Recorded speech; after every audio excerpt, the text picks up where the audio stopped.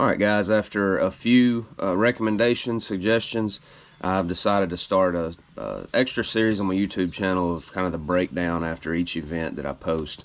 I'm really having a lot of fun making these videos and interacting with you guys, and building the channel, building subscribers. I can't tell you how much I appreciate that. But man, starting out, 3 years ago I just started a Facebook page, but I've got to genuinely say I'm really enjoying getting into the YouTube thing and making the videos, and I feel like it's an opportunity to help other people learn and to share some cool things that I'm experiencing as a professional angler. So now I'm going to start a series. This is Lake Murray breakdown.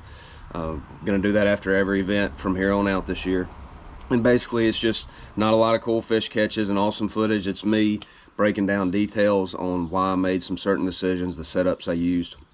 Gonna be a lot quicker video, and just really let y'all watch the previous tournament and then hear it from me exactly why certain decisions were made and details were used and how I feel like that helps me catch more fish. So starting out, Lake Murray, blueback herring. If you're not familiar with blueback herring, they're a pelagic bait fish. They make a largemouth bass or any kind of bass that they'd forage on. They turn them into a different fish. They make them more open water, less predictable. They get crazy fast. The blueback herring, being a pelagic fish, it's constantly moving. It has a very quick nature about itself. So the bass therefore become just like them. You'll have a lot of fish follow your bait in blueback herring lakes, and I have limited experience on them, but I'm learning as I go. Basically, you can't reel a bait too fast. Take it from a bass that thinks he's eating a blueback herring. So, going into that, I knew that it'd be a lot of fast baits. That's why flukes and stuff like that work good, big topwaters. So, going into it, I assumed that we would have a blueback herring spawn just with limited research that I'd done. Also, a shad spawn is what I ended up keying it in on day one, which was really cool because it was a little more in my comfort zone. But baits that I caught fish on day one, the number one bait was a jerkbait, and this is actually not the exact jerkbait. Hey, Miss Willow, how are you? All right, that was the neighbor wanting to play with Jay, but Jay's not home. So day number one, and really during the whole event, a jerkbait was a huge deal. This is not the exact jerkbait I was throwing on day one. Funny story, I got to Lake Murray and got to looking through my jerkbaits and look at the watercolor, and on the morning of day one practice at like 8 o'clock, I realized I don't have the exact jerkbait that I feel like I need. So I actually got on the phone and made a tackle warehouse purchase and rush ordered some jerkbaits, including this one, and paid for the extra shipping. But with as backed up as tackle suppliers are nowadays, I didn't get the baits until I was supposed to get them on Wednesday or day off. They didn't ship until Thursday morning. So day one, I had to start out with a jerkbait that was a similar color, but it had a little bit more of a silver or flashy look to it.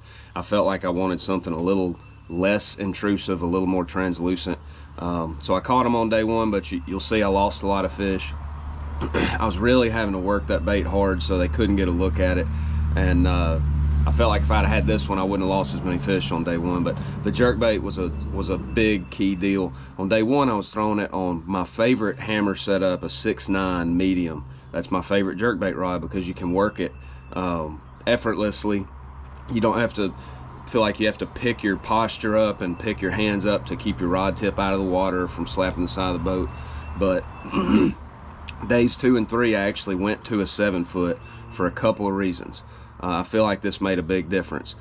One, I needed more parabolic action. Believe it or not, that extra 3 inches of rod gives me more flex and more give to fight fish that are hung outside the face. I had a lot of nail biting encounters with fish near the boat that barely had a hook in them, and some of those fish jumped and got off. But on days 2 and 3, I feel like I landed more of those fish by going to a 7-foot rod, so that I had more flex, more give. I could allow the rod to be more responsive to those fish pulling and shaking. Those blueback fish, man, they just fight so hard. So that made a big difference. And also what I think helped me get more bites with the 7-foot rod was that extra 3 inches of rod popping the slack out of that jerkbait like I like to do to get that real erratic darting action.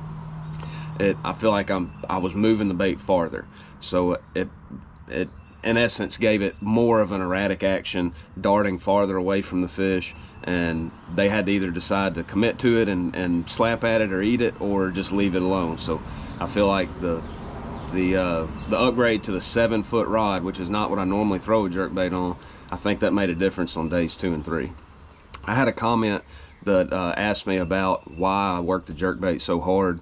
In my opinion, to make a jerkbait work, I don't care where you are, Florida, Lake Erie, it doesn't matter, anywhere in the country, you want to pop the slack out of your line, and what that does is it gives that jerkbait a much more erratic side-to-side action. That is what makes fish eat a jerkbait. Now, with me, in extremely cold weather months, like on the Tennessee River when the water is in the 40s, maybe even the 30s, I have just very slowly swept the jerkbait and let it sit.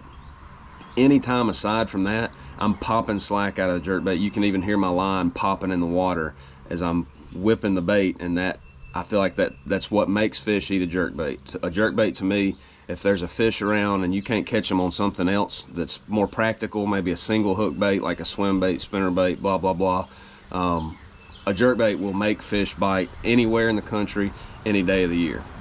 That's the reason I do that. You see me working that bait real hard, and I worked it even harder at Lake Murray because of the blueback herring. So that's the answer for that. Now, we had a lot of schooling fish. Just a big topwater. This is actually not the exact topwater I caught most of the fish on. I was throwing a little, one size down in a gunfish with a little bit more of a translucent rather than this bone color, but same idea of pencil popper. That's just a staple for a herring lake. You can get that real hard side-to-side action with it, a little more so than you can like any other kind of walking bait, like a Zuma Z-Dog or something like that. Throwing this bait, you know, especially, I did catch some fish just throwing it, but most of the time I would have this bait laid over the side of the boat ready to go, and when I would see those fish come up chasing either shad or bluebacks, I would pick this thing up, launch it in there, give it a couple walks and get a bite. Throwing it on 40-pound Power Pro braid to a 20-pound mono leader. Leader was about 3 feet long, 4 feet. So that was a key setup for me. I caught a lot of fish on it. Lost a couple because those fish were, I swear sometimes they were just hitting the bait with their mouth closed, and hung a couple of big ones that were just hung outside the mouth. Nothing I could do about it. They shook and came off, but it is what it is. It's part of it. This was a key setup. I threw it. I wanted to be able to make super long casts. A lot of times I'll throw a walking bait on a 7-foot rod, and I chose to throw this one on a 7.3 medium heavy cranking rod from Hammer, because the medium heavy, a little bit heavier blank, where I could really load this big bait up and throw it and have a lot of leverage on the end of long cast. Hence the reason I threw it on braid, zero stretch. But that 7.3 really allowed me to get several extra feet on that bait, and when you saw those fish come up schooling, it would be very short-lived, 2 to 5 seconds. It might be 3 or 4 fish in a wolf pack, or maybe even 10 fish, but they move so fast after that bait. If you did not land on top of their head, then it was game over. I had a couple times where big fish came up blowing up, and they were just a little out of range, and I wasn't able to get to them. By the time you troll over to them, they're long gone. So the 7.3 rod was a big deal on the topwater, being able to launch at a country mile. That was my main deal on days 1 and 2. I had found a shad spawn on the morning of day 1, and about 2/3 of the way back in a creek, and there was just a straightaway bank down the creek that had a couple of small in and outs or little pockets in it, and they had what really I'd refer to as just kind of muddy clay points out at the mouth of those little pockets. They were extremely small in detail, something you really wouldn't look at the bank and say, oh, there's a point there, but you troll down the bank, 30 feet from the bank, 40 feet from the bank, and your depth finder, you'd notice it go from 6 up to maybe 3. Slow tapering point that just a high spot that pushed out from the bank. That seemed to be the places that those fish were really keying on the shad, and what I think, those areas allow more water willow to grow on the bank, and I think that the shad were probably using that in very low light hours before I was getting there, and that's what had those fish congregated on those high spots. So that was the shad spawn deal. The blueback herring deal, I'd run farther down into the lower lake in that real clear water, those long tapering clay points, and you could literally see the points. You could see the bottom where those points would run out in that clear water, and those fish would be in water shallow enough where you thought you could see them sitting up there. Of course, you couldn't. You'd throw up there and think, well, if there was a bass up there, I'd see him. You'd work the jerkbait a couple feet under and you catch one. So, but on day 3 we had storms, some violent weather. So I had all week I had a swim bait that I had thrown around, played with, never got a bite, and also a big spinner bait. But on day 3, with the crazy weather, a lot of rain, a lot of wind, a lot of clouds, I knew that the swim bait and the spinner bait might play. But on day 3, you see me, I catch a couple little fish. The shad spawn just kind of went away. I had some boats on a couple of my key areas that, you know, it was Saturday, more people on the lake out enjoying the day fishing. But so that kind of took away from my shad spawn advantage. I'd been getting about 12 pounds in the box every morning. So I run farther down the lower lake, and as you saw on day 3 at Lake Murray, I had a little flurry there where I caught a 5 and one that was probably pushing 4, and then my 5th keeper. I actually, when I pulled up to that point, there was 3-foot rollers coming in there, but I could see, I looked out ahead of me. I couldn't hear them because of the wind and the rain, but I looked out and I saw some fish blowing up in front of me. The first time I threw a topwater like a dummy and realized you can't effectively work this pencil popper in these rollers and these waves and this wind. So then I broke out the swim bait. The next time they came up, fired it in there, and as soon as it hit the water and I made a couple turns to the reel handle, I caught that big one. So the swim bait was a big deal. That was just a 4.8 Kitech on a 3/8 ounce swim bait head. This is just effective. You can throw it a long way. You can throw it accurately in the wind. It's a single hook. When those fish, when they're blowing up, they're in a feeding frenzy, and there's a lot of things that they'll bite. There's not many things they won't bite. So something that's effective and will key in the biggest fish in that wolf pack, like a little bit bigger swim bait, was a big deal. I wish I'd have thrown this more during days 1 and 2 at schooling fish, but I was so keyed in on that topwater. So that really helped me on day 3. One other bait that I actually caught 2 different fish on that I weighed in on day 3, and that was just because of the weather. Something I like. It's a 3/4 ounce spinner bait, double willow. I like a lead gold and a trail silver when you have kind of threatening weather, clouds on a clear lake. I think that lead smaller gold really helps those fish see it from a long way and key in. Just a kind of a blue glimmer color with a white curly tail. Simple, basic. I threw this on top of some schooling fish just because it's what I had in my hand, and caught my second biggest fish of day 3 at the schooling fish. I caught another fish just going down the bank with it. So I threw that on a 7-foot heavy, that big spinner bait with just 16-pound fluorocarbon line. The swim bait was on a 7.3 medium heavy. Once again, 16-pound fluorocarbon. So that's the breakdown. Talk a little bit about the decisions that I made along the way.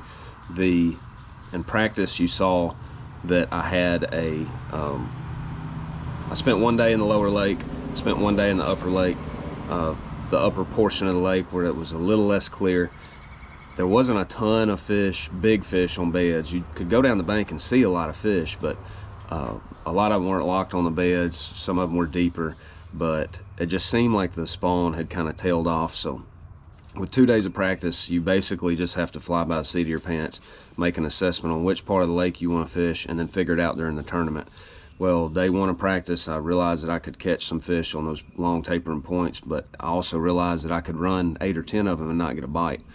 Day 2, when I went up to the upper end of the lake, I saw some fish wolf pack in it. I didn't see what clued me in on a shad spawn, but saw some fish wolf pack and caught a couple on topwater that would just kind of like randomly come up around me.